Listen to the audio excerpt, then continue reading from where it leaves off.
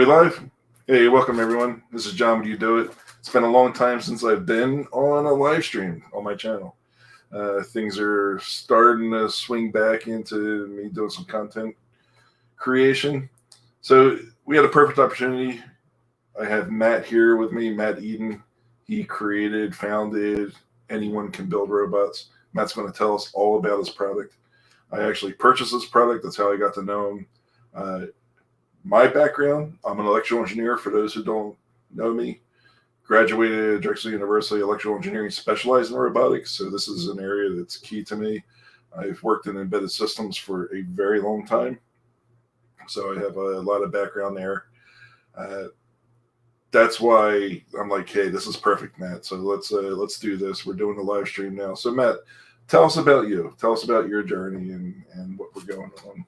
Yeah, absolutely. I appreciate that. And I'm so excited that we get a chance to talk here and get a chance to interact with everyone else. The whole goal is to, it's kind of like the name suggests, anyone can build robots, and we mean it. And so we want to get it out there. That's what we're doing. So my journey to starting ACBR is, it's kind of circuitous, So my background is actually in three-dimensional design. And so when I was doing my undergrad, I found that I was way more invested in helping youth in a whole bunch of different ways. And so we used to have this skateboarding program where I'd skateboard with kids, and we had art programs and all sorts of things. And so it wasn't until I moved to San Diego when I started to learn about electronics and just how many opportunities that can have for people. So when I first moved to San Diego, I was working for this foundation. It was a youth development in inner city San Diego. And so I started this youth development program. We had a skateboard trash pickup program that was super cool. We had a community garden, general classes, computer classes, and through three-dimensional design, it's really hard to create these days and not use some of the amazing opportunities you have with electronics and programming. And so while I was working with kids in San Diego, I saw that, to spend $10 on an Arduino can change a student's life. There's these students who don't have very many things. And that just started everything. That was 7 years ago now. And so I worked at that nonprofit for a long time, and that's where I started to develop this robotics curriculum. It was actually at that point that I decided to go back to school, because I realized that, the more I learned about robotics, the more people I could help. It's all about inspiring people. Education has been huge to who I am and what I do. And so I went back to school for mechanical electrical control systems, and that was a ton of fun. I was able to dive way more into software and hardware, learning a lot about circuit board design, motor controller design, and that's really, carried me through where we are today. So for the past 6 years, I've actually worked as a high school robotics teacher, and that's when things got really, really crazy. And so after working with this nonprofit, I got the chance to, I was asked by a high school to help start their robotics program because they didn't have any kind of program. And so I wrote one robotics class, and my goal was to make it as exciting as possible. I was dealing with a group of students who, didn't necessarily want to be in a robotics classroom, and so I wanted to show these kids that not only can you learn skills, and you can do things that can, change your life in terms of skill sets, but it can be so much fun in the process. And so my goal this entire time has been to make robots affordable, but also really, really exciting. That's our main goal. And so I ended up developing a whole series of robots for my classroom. And this was a few years ago now. And so they worked so well, I wondered if there was other schools that needed affordable robots that were exciting and engaging. Because of the school I was at, they were very supportive in a lot of ways, but I had to spend so much of my own funds, which is so common for teachers, to make these exciting robots. And so I made these robots that were affordable, but they were also a ton of fun. And so then ACBR has grown out of that. And so now I still teach, I'm still a robotics teacher, but ACBR is really where what I'm focusing on right now. Because, distance learning and things like that, I want to make sure that kids all around the world can have a blast building robots. And so the main thesis of ACBR, the reason we are in existence, is actually to donate robotics kits for free. That's the main thing that we do. And so we sell robotics kits on our website. We also have tutorials, and we have tutorials on our website and our YouTube channel. But a huge portion of our proceeds, as much as we can, actually goes to donating robotics kits to people who can't afford it, because that's why we started ACPR. And so I usually describe it like the Thomas shoes model, where you buy a pair of shoes and they donate a pair of shoes. And that's what we're doing. We're like the Tom shoes of robotics. At least that's the goal. And it's been a really, really amazing journey. We've grown a lot of really exciting products over the last few years, and our goal is to make it super easy and super fun. It's anyone can build robots, and we believe that. It's really important to us that we have awesome customer service, and that we're donating our proceeds, because that's how you can change the world. And I think learning robotics for anyone can change the world, change their lives. And that's our whole goal. So I started in electronics when I don't know. I was bored one day. I got ADHD. I don't know. I took apart my desk. You and me both. I should not have done it, because I think I got my ass handed to me. Yeah. If I remember right, but my dad acknowledged later that was like something that like he was mad at, but at the same time happy at. I used his old like Radio Shack soldering iron, right? The old black handle one. I remember exactly what it looked like, and I started taking the components apart, because the components interested me some, and so. But come on, we were back in the 70s, right? So there was like no internet for looking this stuff up. So you only had periodicals, or you could go to the library. I would ride my bicycle as a kid. Like I was like 8 or 9. I'm riding my bicycle to the library, like just looking up books and just learning about electronics. And that's like really what started me. So yes, you're right. The electronics, the robots and stuff really can like create a lot of opportunities, because it was through that interest that I had that I pursued a degree in electrical engineering. Yeah. And now I started off in computers in the early 70s. My first computer was the Atari 800 XL, but that was the first one I owned. But I was programming on them before that. I was programming on an Apple, if you remember the Commodore PET. It's like this little boxy, big old computer with a tiny monitor. I programmed on that. So that got me thinking in the logical sense, right? Because you're almost forced into thinking this logical, programmatical way. Yeah. And I think that really helped me grow. So now I get the electrical engineering degree. I'm self-taught in software. My first job was with Siemens, and I'm working as an embedded systems developer. An incredible opportunity. The first job I applied for, the first one I got right out of school. Wow. The only job I applied for. Yeah.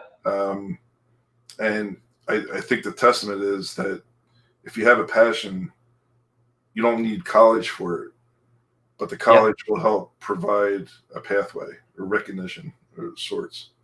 And then I specialized in robotics towards my senior year, and I had some great opportunities through there. Now, my job at Siemens was in process controls. So technically it was robotics, but it's process control. So it's not as glamorous. You don't have like a 6-legged robot walking across the room, or some robot doing drywall like Paul Peck says here in the in the live stream. So hey, Paul. So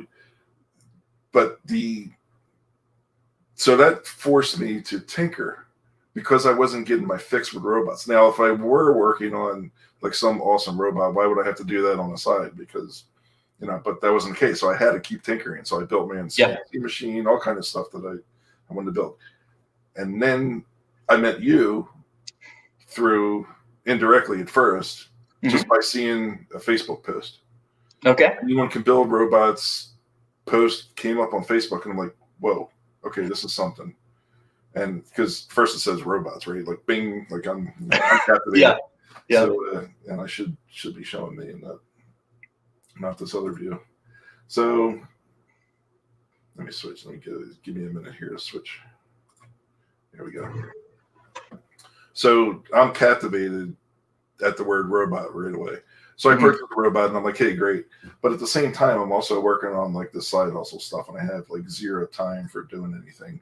So it sat in the bag this whole time. But then I saw your tracked robot, and then so that's how I ended up. Hey, Wagner's joined in. So I saw your tracked robot, and I was like, wow, that's really cool. So then I got to talking to Matt on a personal level, and we actually had a phone call. And he's like, he's going to send me this tracked robot kit, and I'm like all excited, like I'm a kid at Christmas, getting a new toy. Now time is freeing up a little bit for me to do this stuff, and I'm going to feature this robot on my channel. We're going to build some projects with it. It comes with the ESP, right? Yeah, ESP32. Yeah, ESP32, but I also have Raspberry Pi, which I want to integrate with it. Yeah. And I've been building a lot of electronics for my side hustle for the Raspberry Pi, integrating it. So I see some awesome stuff, and I'm actually able to program in .NET on the Raspberry Pi and interface with I2C and SPI devices over .NET. So I see big things happening with this, and working together with 3D printing and my CNC. Yeah, it's cool stuff. So yes, the tinkering part, the glamour of the robot, it disguises a lot of the stuff that you end up learning as a result of wanting to have fun with this thing. Yeah, absolutely. You're disguising the fact that you have to learn how to control a stepper motor. Yeah.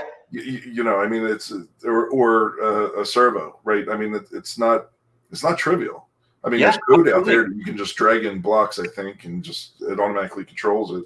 Yeah. But, we make you work for it for sure. But you're having so much fun along the way. I mean, these are things, but you look at what the kids are given today. They have everything at their fingertips with Google. Yeah. You just get on there, you start searching, and you can find out how to write this, how to do that. We didn't have that growing up. But now you got that. There's no reason why they can't figure out how to do this stuff. Yeah. And then so this kit is the thing that bridges the gap between those who have it and those who don't. And I think the mission that you created here, your purpose, to put robots in hands of kids who may not be able to afford it for whatever reason, is I think that's so awesome. And by me purchasing that robot, I think that helped towards that goal, right? It absolutely did. So everybody who purchases a robot, that part of those proceeds are used to go into a fund to help donate robots to other kids who would use this. Tell us a little bit more about your curriculum. And how have you had any success stories where you've seen a student follow the path in your curriculum and then they tell you like months or a year later or whatever that they're like now going to go into electrical engineering or some type of engineering as a result? Yeah, absolutely. Yeah. Being at the school that I have been at the last several years, I've been able to see a lot of lives transform, and that's what's really exciting. I definitely can't say names and things like that just because of privacy, but absolutely, there's some stories like I remember this one time, I had a student who was playing with a tech deck, those little tiny skateboards. And like, you have a couple of options, right? You can say, hey, please put that away. Or you can say, put that away right now. Or you can ignore it. You know what I mean? As a teacher, you have 35 kids running around, and you have to be as engaging as possible. And so I decided in that moment to say like, hey, so that's really cool. You have this awesome little mini ramp. Wouldn't it be so cool if there was like RGB LED lights underneath that turned on whenever the tech deck hit that little ramp? And he's like, oh, that'd be so cool. I didn't know you could do that. Like, yeah, you come by lunch, we'll do it. And we did. And so, and it's just like one little instance in which you can show kids that they can do things they did not even think were possible, that weren't even on the radar, you know. I've had students who have struggled with, you know, like this is awesome. This is so close to my heart. I had a student who, his family struggled with homelessness, and he had been on my robotics team, and you know, was such an amazing kid. And now he's working for a robotics company. He makes more money than I do, and he's like 19 now, you know. And so I love getting to hear that, because that's someone that changed their life. So I might have spent $10 and you know, given him an Arduino and, you know, helped him along the way. He might have taken my classes, but it's that inspiration that happened because of the discovery of what it can do that changed his life. And so that's what I want. I want to do that, but on a global scale. I don't want to do that just with the students that I get to interact with in my classroom. And so that's what ACBR has been all about, is extending my robotics education throughout the whole world, you know. And I like to say that my robotics education is really engaging, because it's like trial by fire. You know, there's nothing more brutal than a 13-year-old, right? If he is not stoked, there are no secrets, you know. And so I spent 6 years, we have one project, right? It's actually a kit we have on the shop. It's our robotic laser cannon, you know. And sure enough, you know, I developed that years ago. And so I would go into class like, hey guys, today I'm so excited. We're learning how to build a robotic laser cannon. And I'd have half the kids in the class be like, that's the stupidest thing I've ever heard. I don't want to do that. And you're like, wait, that's not good enough? Well, then let's go crazier. And so I've always said that every robot needs to be crazier than the last one. And that brings us to today. And so we're all about bringing those costs down, you know, and making the excitement even higher. And so we're, you know, it's just a very long process. And now we're 6 years into this, and we have a bunch of really fun robots, and we're just trying to make them affordable and accessible. That's really what it's all about. Now, pretty much everybody in this chat knows them in the 3D printing. Have you incorporated 3D printing at all into your Yes. Business? Absolutely, yeah. So one of the most apparent ways is it's super small, but sorry, let me grab this. This is something I use. It's actually with the robotic laser cannon kit. It's a little laser bracket. And it's a super, super simple little part, but it's something that didn't exist. It's something that made a project from going to be like okay to really exciting, you know. Recently, we've been focused more on our CNC router, because that has just opened so many possibilities for us. So can I show you something kind of cool? Yeah, let's do it. Okay, so this is our prototype for our new chassis right here. And so there's this 1/4-inch ABS, and we heat formed these little ridges right here.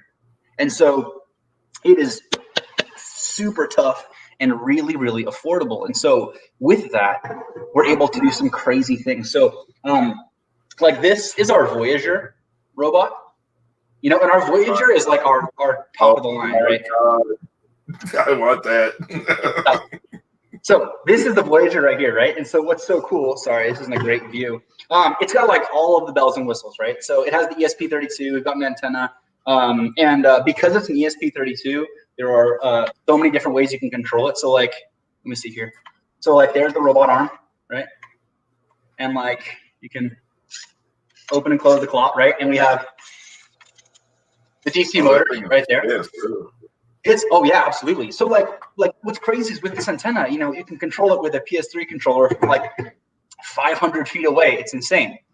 That being said, I know, right? And you can like add a camera and all that, but it wasn't good enough. I thought we could go crazier, and I thought we could go cheaper, like more affordable, not you know, less, you know what I mean, right? And so that's what we're so committed to, that iterative process, right? And so like the first people who got Voyagers, we didn't have this battery holder, which we should have had, you know, but because of our CNC machines, because of things like 3D printing, you know, I can send the file to somebody and they can print this at home, you know? And so what I'm really excited about though, so this is the Voyager, and it's been an awesome, awesome robot. But I'm happy to say that as of like an hour ago, I just finished routing out the new version. And so Okay, I changed my mind. I want that one. I know, right?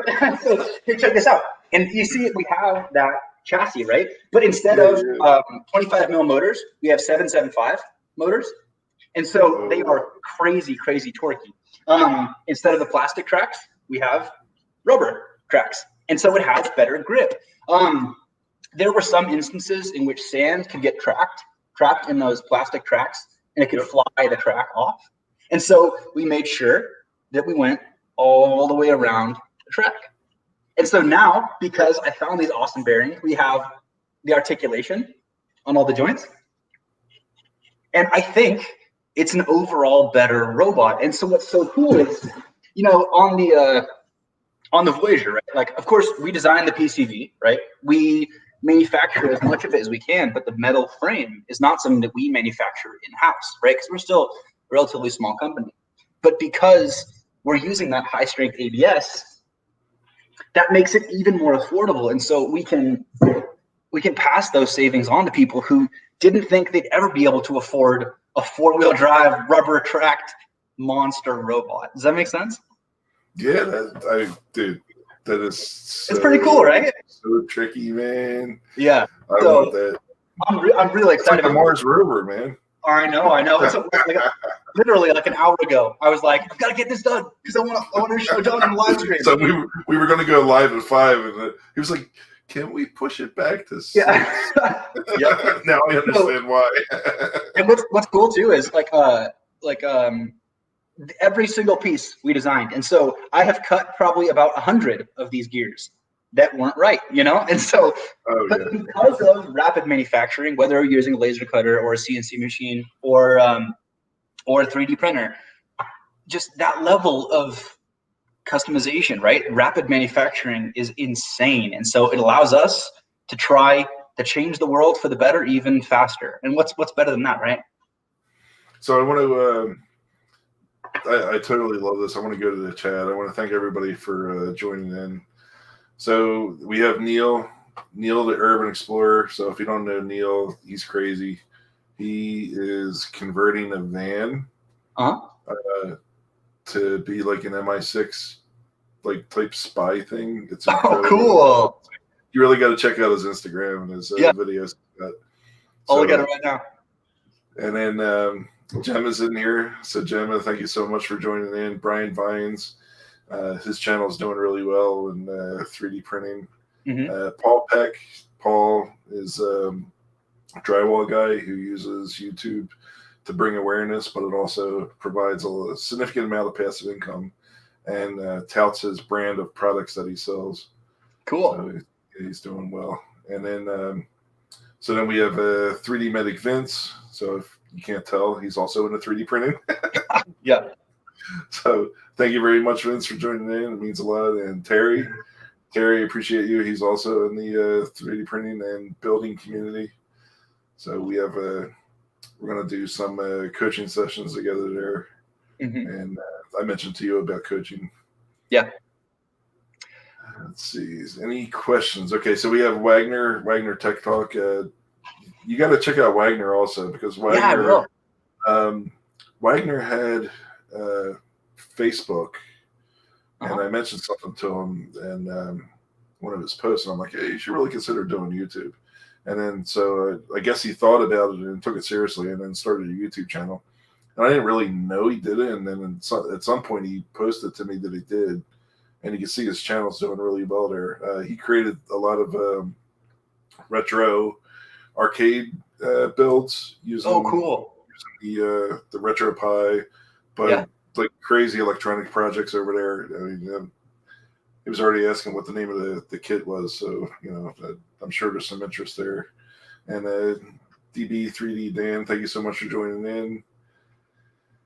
So yeah, we're and Thomas is here. I appreciate you popping in here, and Michael Castle. So awesome. Yeah. So how long does it take to make the robots? Now let's take Gemma's question two directions. The actual fabrication process for one robot, and then the actual building process as a skilled person who's building the kit for use as a lesson. Yeah, absolutely. So in terms of the construction, I would say it like with the well with the Voyager, right? So our top of the line, biggest robot. The chassis assembly is probably about an hour, but we have a whole super detailed video. So having the right documentation when you're building something is can change everything. And so that's why we have all of our documentation and tutorials on our website, but also YouTube videos, right? I'm not nearly as good as you guys about making videos, but we hope to make them at least very clear. And so we have a whole chassis build video. I would say soldering up the circuit board is like probably about an hour, but we also sell them pre-soldered as well. So we have an industrial hot plate whenever we're soldering them here, so we put the solder paste on and bake the whole thing on top, and so it doesn't take us quite that long. But someone from home, it is really fun. And even though we're using some pretty small components, we have a soldering tutorial video that makes it really easy. And so we love when people are stretching themselves, and doing that super detailed soldering. But of course, that's not what some people like to do with it. Some people would rather focus on the software, right? Oh, there you go. Yeah. So some people would like to focus on the software. And so for those people, we offer them pre-soldered, and the robot arm, if you got one of those with it, that's probably about an hour. So it's definitely a time-consuming process. That being said, we try to make it as easy and fun as possible. But we also have our smaller robots. Like you can put together the rover, in like 45 minutes, and you can get going. You can start creating super fast. So we really wanted to offer something for everybody. That's one of our big things. So in terms of research and development hours, it's been 12 15 hours a day for the last 6 years. We definitely put a lot of time into it, and it definitely takes us a lot. We put a lot of care and time and heart into these kits, and so we do a lot of testing on our kits before they get sent out. So it's definitely very much a labor of love. We try to make the process fun and easy. I guess that's the best way to say it.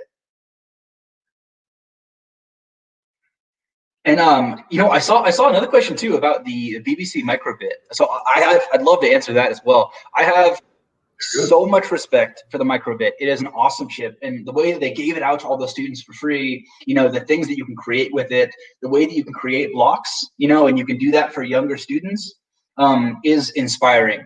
That being said, we haven't done it yet. It's on my list of things to do, and it would be very easy to start incorporating BBC microbit. But I think one of the biggest problems is I have just fallen head over heels for the ESP32. It's just such an amazing chip, like it has, I don't know, it's like 32 programmable pins. You can do 16 PWM channels. You have capacitive touch. You have like 2 I2C buses. You have ESP Now, which I don't know if you guys are super familiar with, but you have Wi-Fi, Bluetooth, but also ESP Now to communicate. I've just been so focused on the ESP32 and everything it can do that I haven't gotten to the BBC microbit yet, but that doesn't mean that we don't have a lot of respect for what it is and what it can do.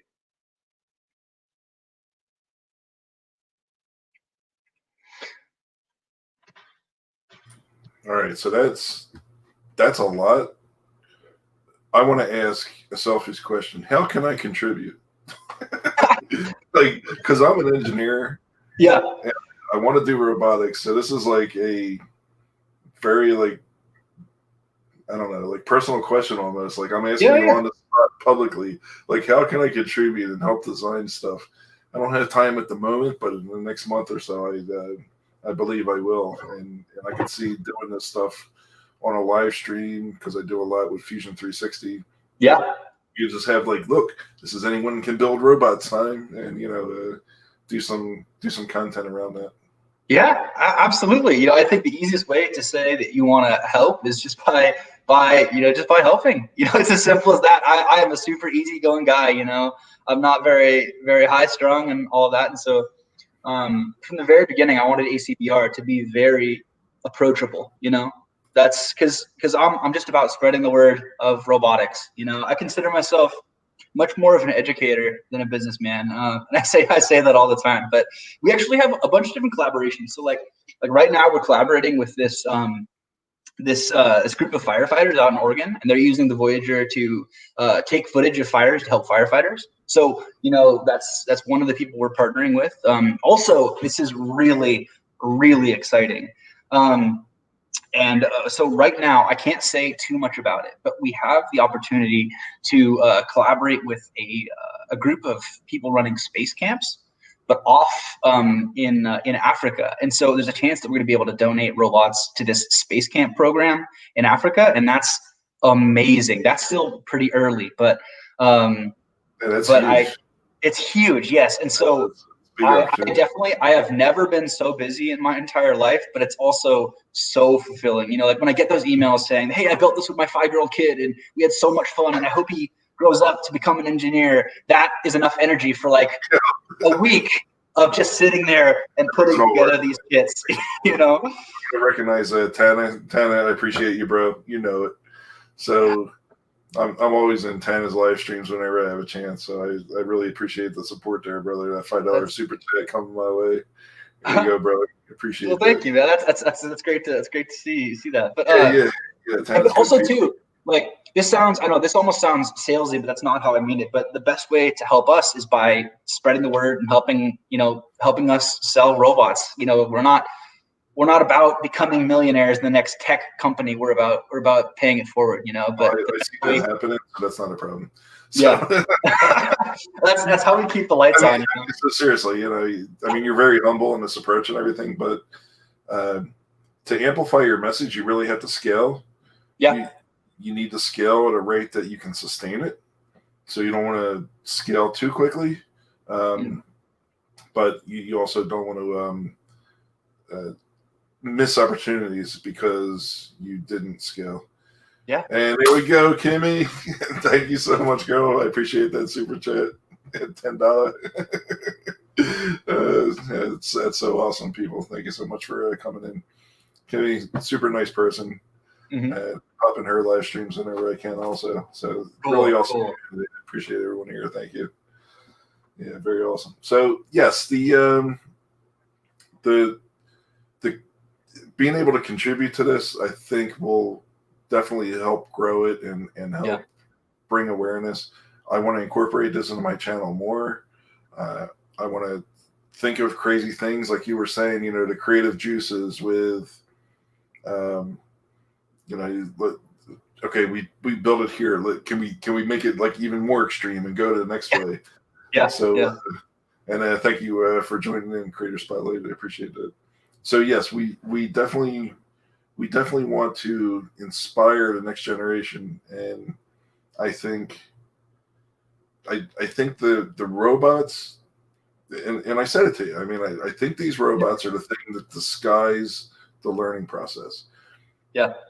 In fun, it encapsulates difficulty, challenges, headaches, in funness.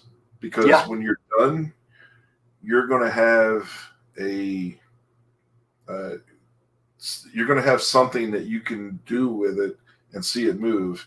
And for any artist or any builder, you do it for the thing at the end, the moment, you know, like you know, you hear the angel sing, like you just built this awesome thing. So, and it's short lived because then you're like, okay, well now I need to do the next thing. But each one of the things that you've done has given you confidence, has given you the knowledge that, okay, the next problem is still going to be a problem, but I've gotten past the last problem, so I think I'm equipped to overtake these next problems that are coming up. So let's do it, type thing. Yo, Paul Peck with the super chat. Thank you so much, brother. I appreciate that super sticker.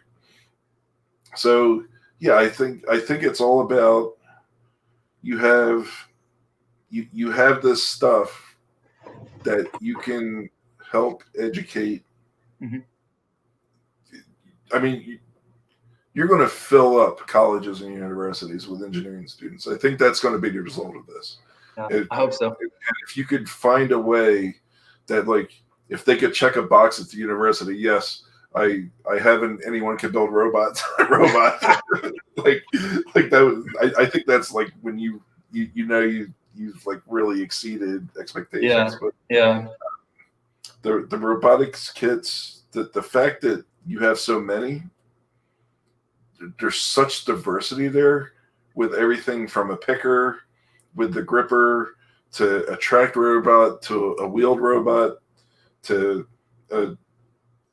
you have to do soldering. You have to have some form of mechanical skills. Yeah. If you don't, you're going to develop them. Yeah. You're going to learn what a screw is. You're going to learn how to play with the screwdriver, how to hold the screw perfectly perpendicular so you don't cross thread it. I mean, there's so much to learn that, you know, when we learn, you know, I don't know about your situation, but for me, it was my father who taught me a lot of that stuff. So by the time I hit, like 2 years old, I already had my own Craftsman tool set. You know, my dad gave me tools, hammers, and everything, and I was doing crazy stuff around the house. So this is like that, but at a, you know, a little bit of a later age, and I think the skills are just going to like it's rapid learning, and then and then you can get a 3D printer for $200 now. Yeah. So you know there's kids that are getting the 3D printers because they want to build their own chassis or they want to build their own attachments or whatever. Good. You want to say something? Oh no, I'm sorry. That was great. So you're Tech Talk. Yo, thank you so much, brother. I appreciate that. It's a huge day. So this is really tickles me that everybody's donating here. I appreciate that so much. So, do you have a community like forum where people can ask questions and stuff? Like, do you have your own subreddit or something? Okay, so that's actually a really good question. I have thought about doing Reddit in the past, absolutely. So right now we're super heavy on Instagram. That's where we're probably the most. That being said, we get questions on our website, you know, through the chat feature on AnyoneCanBuildRobots.com all day, you know, and I answer every single one of those personally. And so there are a ton of ways to get in contact with us. So yeah, we've had a lot of fun developing our Instagram. You know, like I said, we're still a pretty small company, and so that's why we can only, you know, do so many things at one time. But you can definitely get a hold of us for sure. You can I think you can even put comments on. We have comments on our YouTube videos as well, which, you know, are public facing. But also we have. I think you can put comments on our tutorials because we have tons and tons of tutorials on our website as well. And so, you know, when I was building ACBR, it was really important. Oh, that's a really fun one. Check this out. Oh my gosh.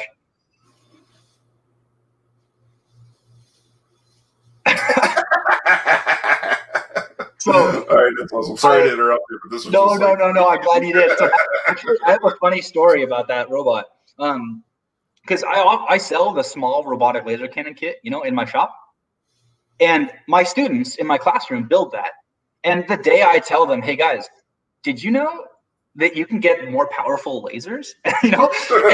And so I kid you not, I feel like the luckiest man in the world because once a semester, I get to walk into a classroom and say, all right, guys, today we're having our balloon popping robot laser cannon battle. And they're what? And it's true. And I can't talk about my students, but actually I have that laser and I put black balloons on our whiteboard and we have a competition. I was going to say that's a certain color balloon, right? Yeah. So so the students, they build their small robot laser cannon, but I show them that if they keep learning, you know, they can build a much larger one. And so we have this balloon popping robotic laser cannon tournament that we do every semester, and it's so much fun. And you know, it's a lot of work, but it's the kind of thing that's so worth it. I've been trying to figure out, that's the small one. And so I've been trying to figure out how to show my students how to do that without being, you know, getting sued and things like that. So I don't know where that line is, but I want to make sure that I'm not crossing it. But yes. So we got to send John Connor after you. Yeah, that's what Michael's saying here in his comment. Yeah. So I don't know. I guess I'm just all about engaging students. You know, I want to surprise students with what they didn't think was possible. You know, and so that's what's cool about the platform, especially the Voyager. So like on the Voyager, right? We have this robot right here. You know, if you unbolt the top half of the robot, what's stopping you from putting a camera on there, or putting a laser on there, or putting a Nerf gun on there? You know, like nothing. You know, so that's what's really fun is when I was designing these robots, I wanted them to be modular as possible, you know, while still maintaining quality, of course. And we just want to be fun. We're just trying to make learning robots as easy and as fun as possible, you know, and then give back as much as possible. I think it's the easiest way to describe what we do, you know. Well, mission accomplished, sir. This is like super awesome. I want every robot you have. We're gonna do some crazy stuff on my channel. Yeah, that sounds good. That sounds great. Yeah.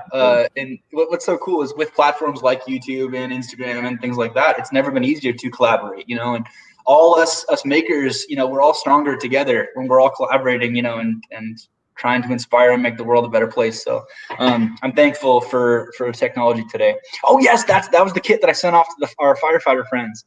And that was just super dope. Yeah, and so because he wanted to use a DJI action cam, which I haven't ever used before, and so I did kind of a custom build. Like we threw in a custom phone clip, you know, so he could use it, and that's been really fun too. We're gonna send him that newer upgraded chassis once I'm done doing some tests on it. So can I say that you're sending this to firefighters in this comment? What's that? Can I say that you're sending this to firefighters? I'm making a comment here in this post. Oh yeah, of course. It's a collaboration you're doing? Yes, absolutely. Yeah. Yes, that's been really exciting. So like every so often I'll get an email from somebody through the website. Like, hey, your robots are awesome. I need something a little bit crazy, you know, and my response is always absolutely, let's do it. You know, if not, let's find a way, you know. So that's one thing that's too, you know, talking about rapid manufacturing, 3D printing and laser cutting and you know, and our CNC router. It's crazy. Like we gave him a really fancy antenna because we knew that long range was really important. That's the antenna here. Yeah, little things like that. I've tested a few different antennas because, you know, I don't want to make a robot that can go. What's the frequency? It's Wi-Fi or what? So that's what's so cool about the ESP32, right? Is you know, because Bluetooth is using 2.4 gigahertz alongside Wi-Fi. If you have a standard Wi-Fi antenna on that ESP32, that'll extend your Bluetooth range as well. So even though, you know, the PS3 controller is just using standard, you know, Bluetooth, you can get pretty crazy ranges. So yeah, that's just a crazy Wi-Fi antenna. You know, it's 2.4 gigahertz, just like everything else. Oh, that's what's really cool too. I didn't even mention that. You can actually put. Oh, sorry. You can actually put wheels on all of our tracked robots as well. You know, so whatever people are into. Wow, it's exciting. Like I want to do all of it. Yeah, I want to do it all because what I think is going to happen is I'm going to start with it, right? Yeah. And I don't know enough about the robot now. Yeah. To say that okay, this is what I'll be able to do with it, but I have a feeling that I'll start. My creative juices will start flowing once I get past a certain point. Thank you so much there, Creative Spotlight. I appreciate that super chat. That is so awesome. I didn't even have my comments up, so I totally passed by it. It's really awesome. Thank you, and thank you for that donation. So the things like this, the technology for the wireless, the camera, the laser. I mean, laser in itself can help to measure distance. So yes, absolutely. You could try to figure out like how far a target is just by doing some, you know, measuring of the bounce back. Yeah. Some crazy opportunities with this, man. This is really exciting stuff. So yeah, I want everything you have, and then okay.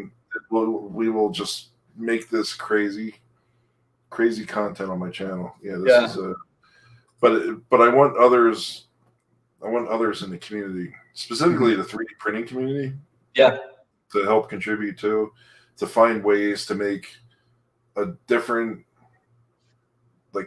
chassis, different enclosures, like maybe make an enclosure for the motors that you see there. Yeah, that, I know there's so much you can do. They're out in the open, but they are sealed. They're not sealed in the back though, right? No, at the terminals, no. You can get little silicone cover, like little caps for them. Which, but I mean, you can encapsulate that in a 3D printing, like something, right? Oh yeah. There's so much you can do. Point. I mean, we can design. There's so many things that we can design to help improve this. Yeah. And what's cool too is actually I offer all of our circuit boards. You can get them by themselves. So if there are people who want to use what we have in their own project, like start from scratch in terms of, you can just buy that and then buy your own components wherever else. Yeah. So, and that's why I asked about the community for like a forum type thing. Like, I don't know, you remember the old, not the bulletin boards, but the old like support forums where like you could make a post and then people could comment on it, and then you could just have rows and rows of different posts, but you could search through it. Something like that where people can submit an idea, or ask a question even, and then that ends up becoming something that you can build off of. And then seeing those things, and especially with seeing the photos, that could be something that would be used by others to. I mean, it would just be fodder for them, right? They would see that and they'd be like, okay, well, what else could I do? And then so I see this like really expanding. And then, but you would need a clause in any of this stuff that, if it's designed, you would be able to use that and sell it. So maybe something like that, or incorporate it in your design without a problem or whatever. Or if it's submitted to the forum, right? So right. Yeah. Well, Brian Vines, thank you so much, brother. I appreciate that very much. Very nice. So I'm super excited about this. I mean, like, this is like, waking up Christmas morning and being like, wow, we can really build some stuff. Yeah. I love the aspect for the firefighters. I'm interested in it more for use by law enforcement, where you could build a robot that would be able to go up a curb or go through a yard with some heavy brush or something. So you would need some beefier tires and stuff, but something that's relatively inexpensive for law enforcement to deploy, that if it does get shot at or somebody kicks it or stomps on it, it's not a huge loss, but at least it would give them some viewpoint with like the GoPro camera into an area that they may not want to go to unless they have this surveillance. Combination of that with a drone, whoa, can we combine a drone with your robot so that you can fly and then land someplace? So here's the thing. I can't tell you much more, but there's a chance that what I'm doing for this space program is very similar to that sort of thing. Oh, that's awesome! All right. Like I said, I'm a nice guy. I'm just over here doing my best, but I want to make sure I'm not getting in trouble. Yeah. So now, I forget who said this quote. Yeah. But if anybody in the chat knows this, I think Creator Spotlight may be the one who would have a better chance of knowing it. Is the more you will get what you want when you help enough people get what they want. So you're definitely on that path where you're developing this stuff. I mean, I see this thing being huge, right? So I want to see you succeed. I want to see you build more crazier robots that were crazier than the last robots. And it's obviously in your DNA because you have crazy robots. And then if you look through your feed and Instagram, it's crazy and crazier.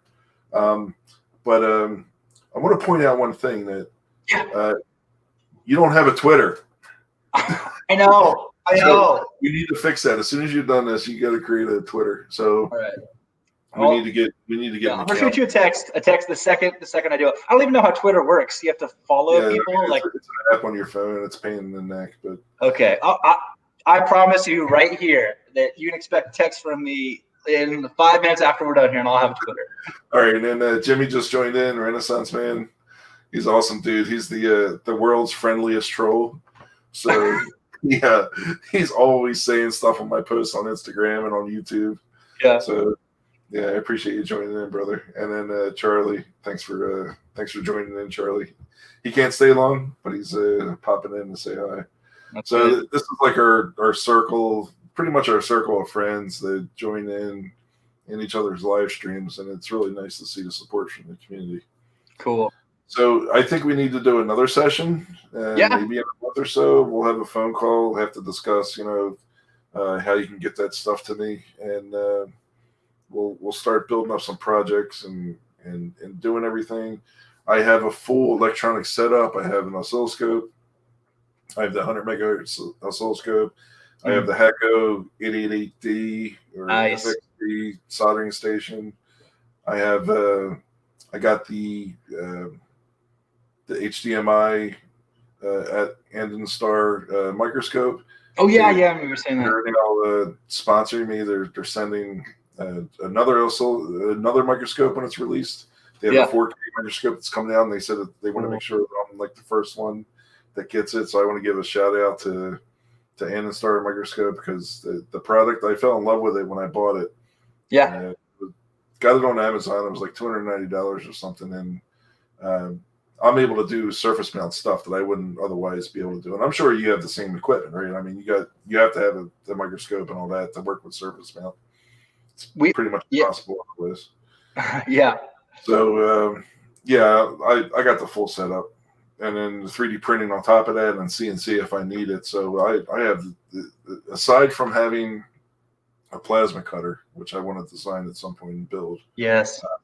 I think the most expensive part on a plasma cutter is going to be the plasma cutter itself on a plasma CNC. If you want to, I mean, you need a good one if you're going to do it. So yeah. But yeah, I'm looking forward to helping design stuff and whatever. And I know you're like mechanical engineering, everything, but don't forget I'm a software engineer. Yes. And so if there's ever something where you need me to spin off and do something for you, like you need a service or like you need to talk to pixel LEDs, like I already perfected talking to pixel LEDs. Yeah.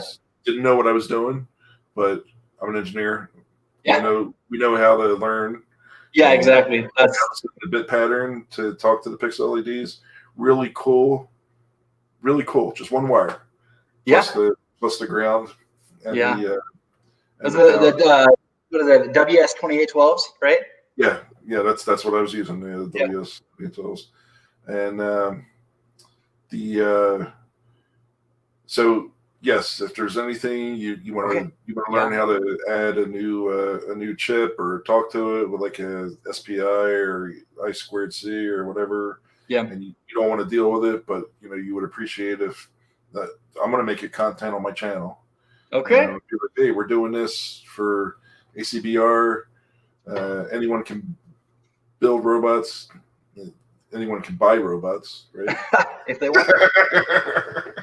So I still maintain too, like our fully decked out the Voyagers, I think it's $250, but I don't think you could find a robot with more features for less, Yeah, you have a very competitive product, and it's clear where you're going with this, that you're helping other people.